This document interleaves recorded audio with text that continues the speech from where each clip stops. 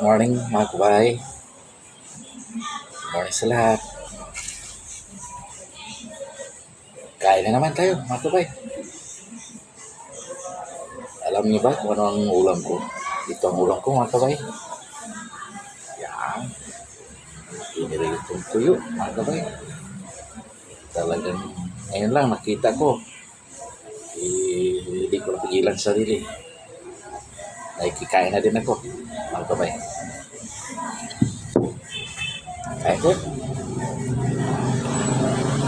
Ay, sarap.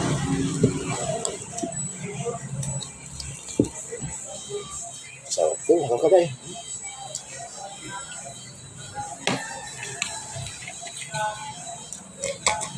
Suka lang ginamit ko sa sawan mga kabay.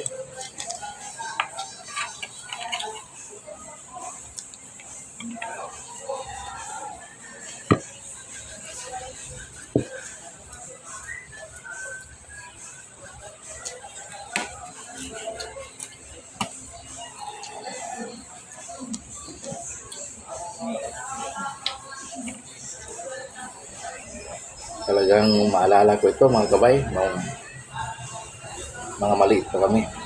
Talagang ito yung pangunahing ulam namin. Halagang 20 pesos, talagang hanggang hapunan na yun ang ulam namin mga kabay. Bibili lang kami sa kapitbahay ng halagang 20 na tuyo. Dalawang kainan na yun mga kabay.